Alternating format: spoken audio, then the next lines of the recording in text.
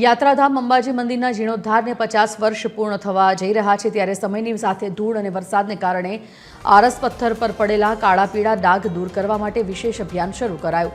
બરોડાની eco facility management કંપનીના chairperson અને my ભક્ત રાહુલ શર્માએ આશરે 1 કરોડ રૂપિયાના ખર્ચમાં થનારી આ સફાઈ કામગીરી નિઃશુલ્ક કરી આપવાનો નિર્ણય લીધો છે।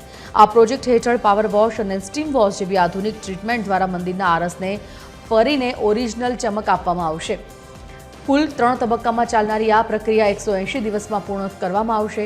હાલ ચાલી રહેલી કામગીરીમાં સાફ થયેલો સફેદ આરસ અને જૂનો માર્બલ વચ્ચેનો તફાવત સ્પષ્ટ દેખાઈ રહ્યો છે, જેનાથી અંબાજી મંદિર ફરી શ્વેત આભા સાથે ઝળહળી ઉઠશે।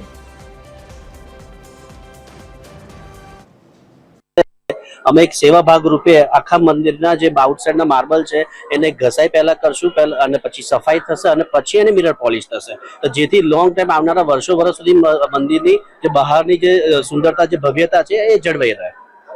અને આને એપ્રોક્સિમેટલી 3 તબક્કામાં કામ પતાવવામાં આવશે।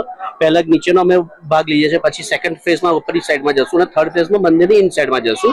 એપ્રોક્સ આ જે કામનું જે અમે અત્યારનું હાલમાં જે કાર્ય લીધું છે એ એવરેજ 1 CR ની ઉપરનું ખર્ચો બેસે એમ છે। પણ જીવતે આગળ જશે એમ અમે આગળ જઈએ છીએ અને હું બધાને સૌને આમંત્રિત કરું કે આજે ઐતિહાસિક અત્યારે જે સેવા ભાગ રૂપે અમે કરી રહ્યા છે, આવો બધા સાથે મળી અને માતાજીનું મંદિર ચમકાય તો આવનારા વર્ષોથી આપણે મંદિર આપણા આવનારા તબક્કામાં ચમકતું રહે।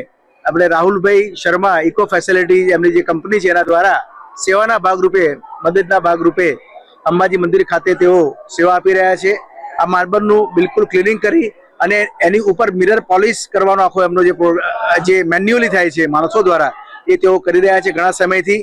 અને જેમ જેમ આગળ પોલિશનું કામ થાય, સફાઈનું કામ થશે એમ તેઓ પોલિશ પણ કરશે। તેઓ અહીંયા મંદિર ટ્રસ્ટ ખાતે તેઓ સેવાના ભાગરૂપે કામ કરે છે, કોઈ જાતનું વેતન કે મહેનતાણું પણ એમની ટીમ લેતી નથી અને બધી જ વ્યવસ્થા તેઓના તરફથી કરવામાં આવે છે, એટલે એમને પણ હું ધન્યવાદ આપું છું। અને આ થોડુંક સમય માગી લેવું કામ છે પણ આપણે એને ઝડપથી પૂરું કરવાનો પ્રયત્ન કરી રહ્યા છીએ।